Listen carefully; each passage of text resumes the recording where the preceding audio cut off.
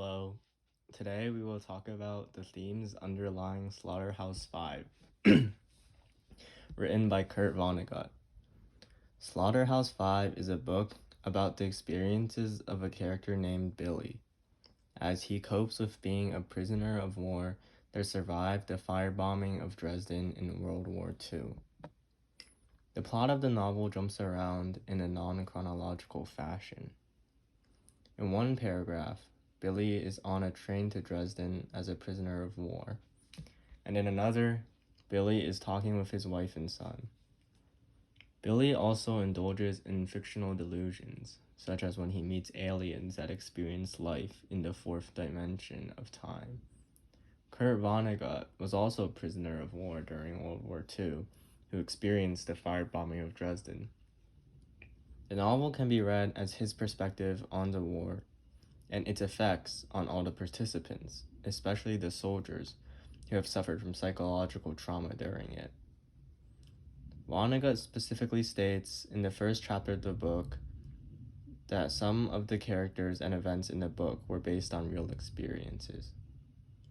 Through the use of his character Billy and a strange plot line, Vonnegut expresses various themes about his perspective on war and his experience dealing with the traumas he gained from it. Let's get on to analyzing the themes.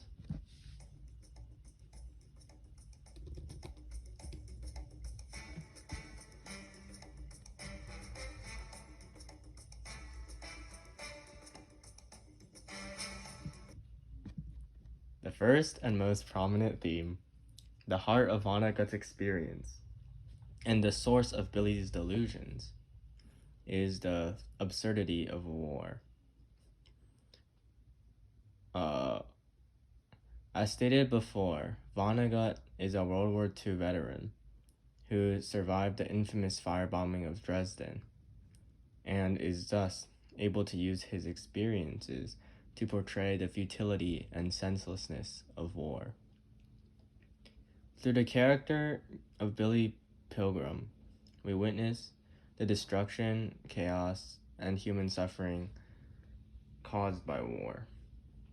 Furthermore, the story acts as a narration of Billy Pilgrim's own trauma from the war. Vonnegut's own trauma from the war. Vonnegut challenges the conventional narrative of heroism and instead presents the war as a senseless act that only brings death and destruction. In the scene of the firebombing of Dresden, we, as the readers, are able to fully appreciate the destructiveness of war through Vonnegut's imagery. Starting with being forced to march to Dresden, the only city not bombed and burned ferociously, in weather cold enough to freeze the hobos on their path to death, the soldiers meet the Dresden veterans, who are responsible for taking care of them in their new prison.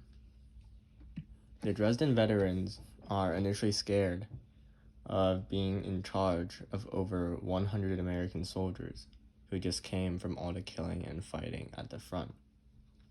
However, when they see the state of the soldiers, Billy looking like a 60-year-old due to his struggles, Paul Lazaro with a broken arm and rabies, Edgar Derby, who is insane in his head, the soldiers, the Dresden veterans, two who have been shot to pieces in Russia, a pair of a grandfather and his grandson, and one with an artificial leg, start laughing, having realized that the American soldiers are crippled human beings, more fools like themselves. We will talk about the effect of war on humans later, especially Billy, but this scene was especially impactful to me because it shows how no one is spared from the horrors of war. In Dresden, described in the book with thousands of people on the sidewalk going home from work, end quote, Billy was quote, enchanted by the architecture of the city. Merry amaretti wove garlands above the windows. Roguish fawns and naked nymphs peeked down at Billy from festooned cornices. Stone monkeys frisked among scrolls and seashells and bamboo, end quote.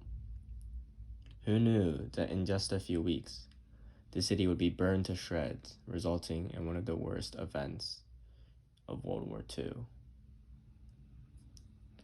The book describes the night that Dresden was destroyed as such. There were sounds like giant footsteps above. Those were sticks of high explosive bombs. The giants walked and walked, end quote. Quote, the rest of the guards had, before the raid began, gone to the comforts of their own homes in Dresden. They were all being killed with their families, end quote. Quote, there was a firestorm out there. Dresden was one big flame.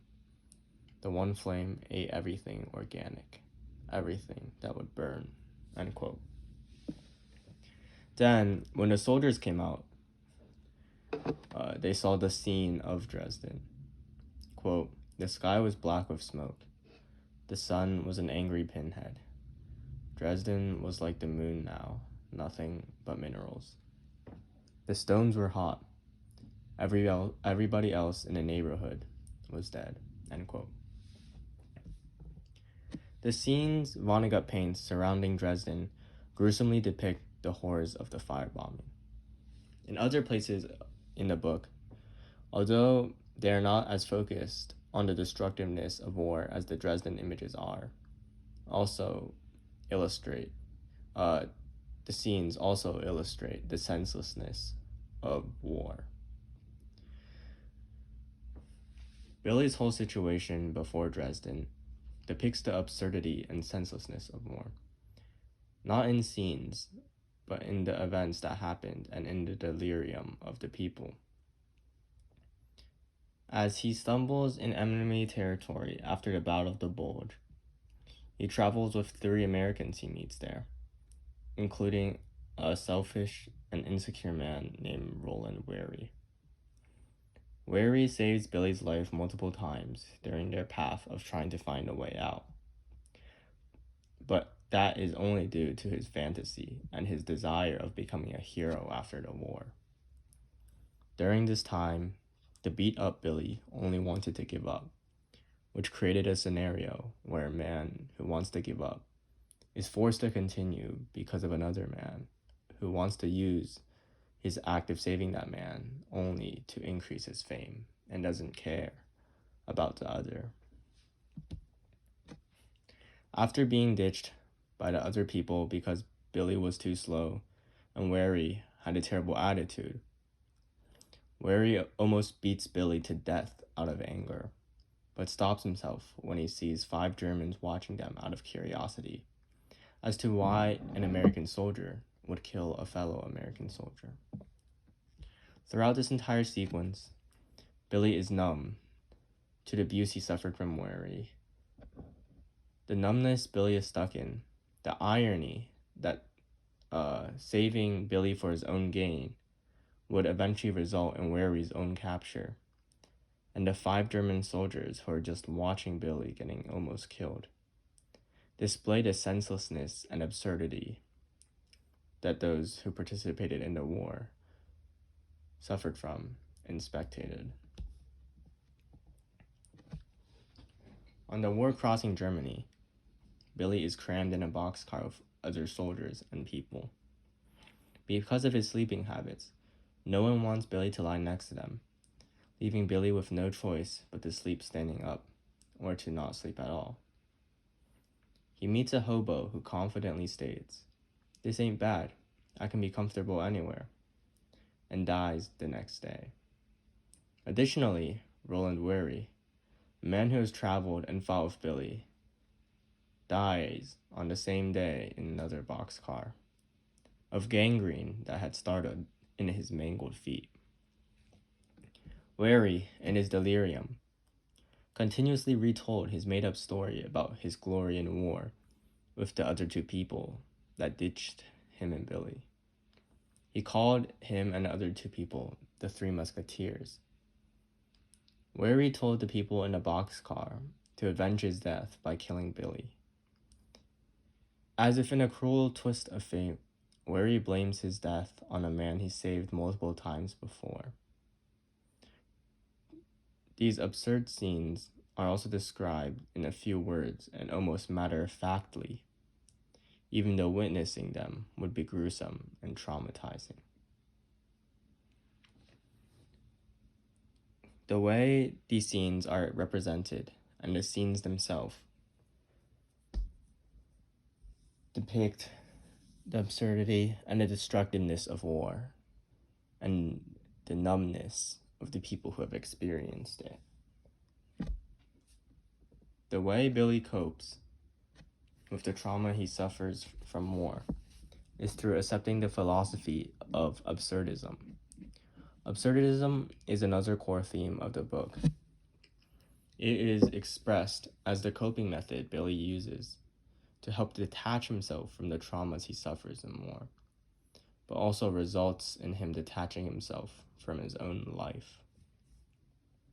First, let's take a look at absurdism. From Wikipedia, absurdism is a philosophical theory that the universe is irrational and meaningless. It was basically founded by a famous writer named Albert Camus. Camus, who lived in France, was discriminated against in his childhood due to being born in Algeria. His teenage years were dominated by him staying at home because of his tuberculosis, despite his love for soccer and swimming at the time. As he later studied philosophy, he developed absurdism.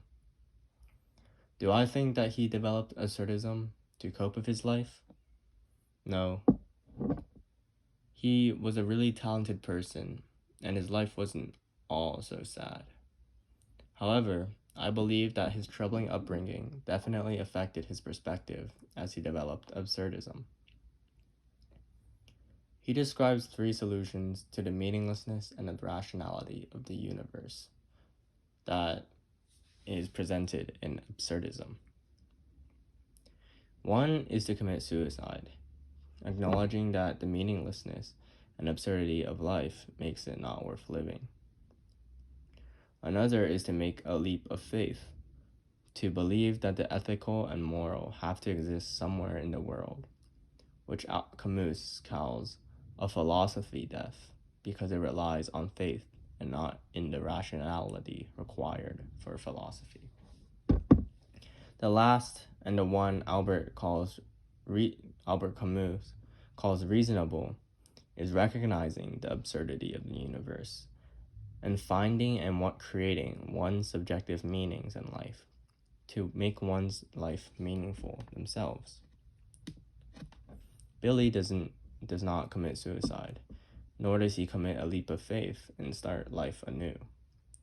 But he doesn't create meaning in his life either.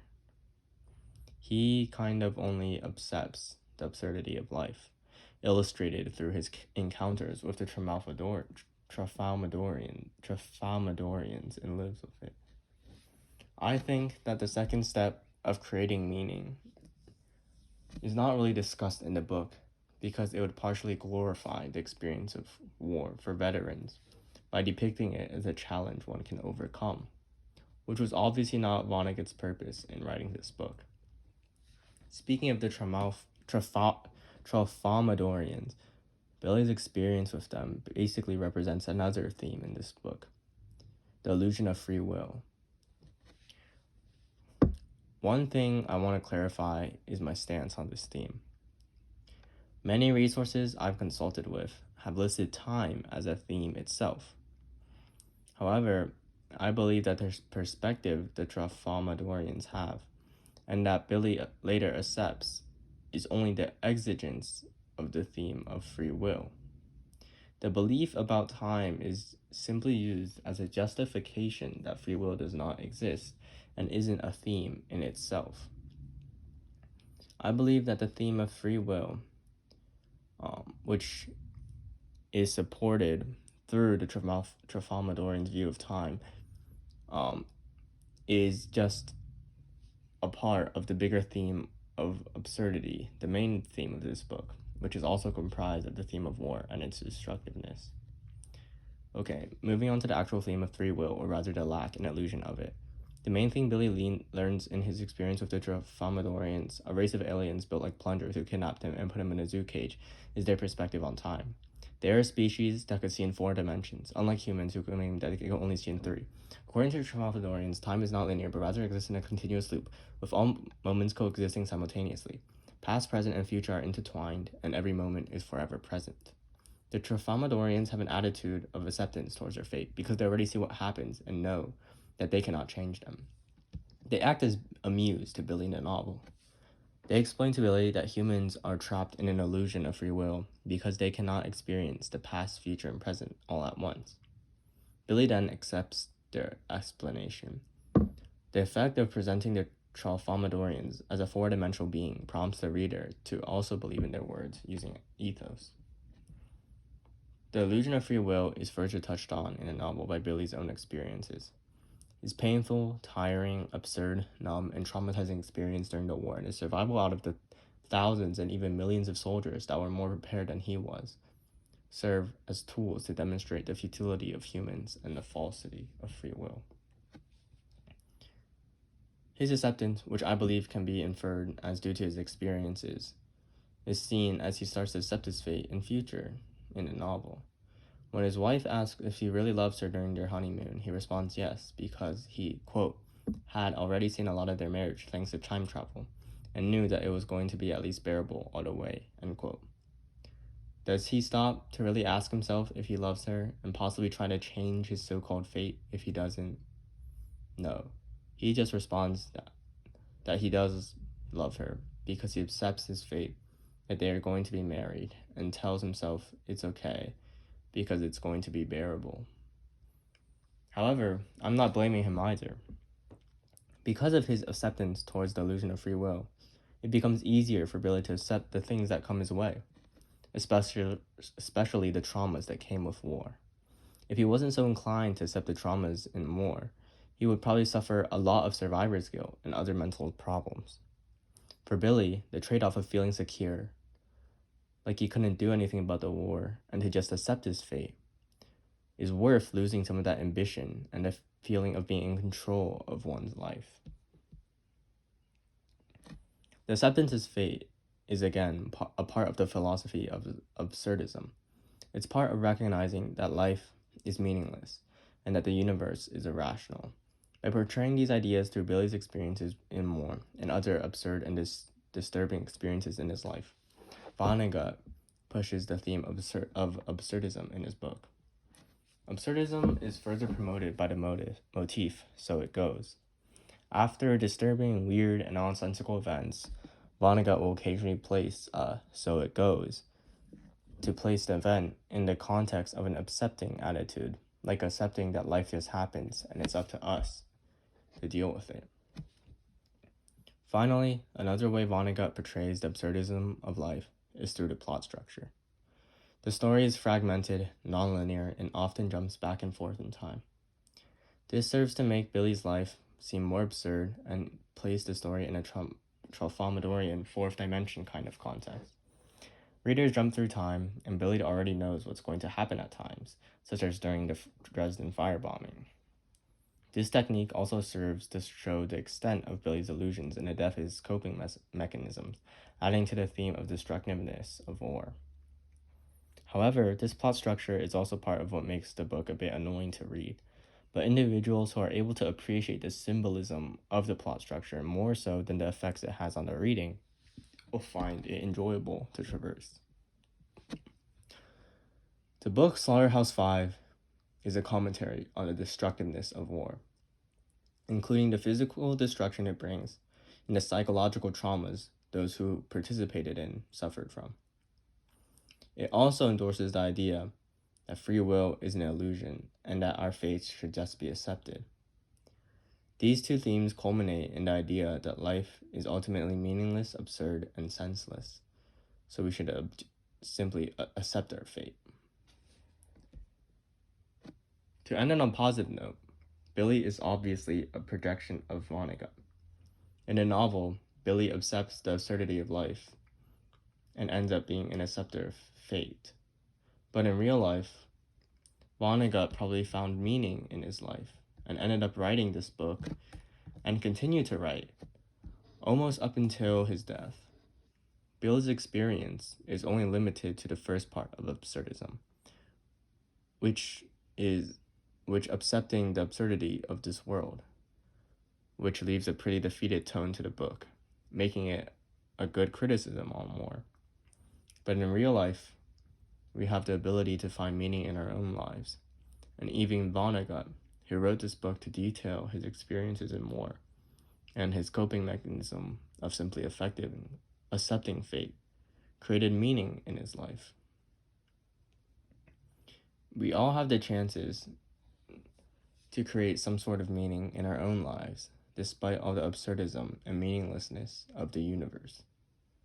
So live knowing that you have control over your life, and that your life's meaning is up to you to decide.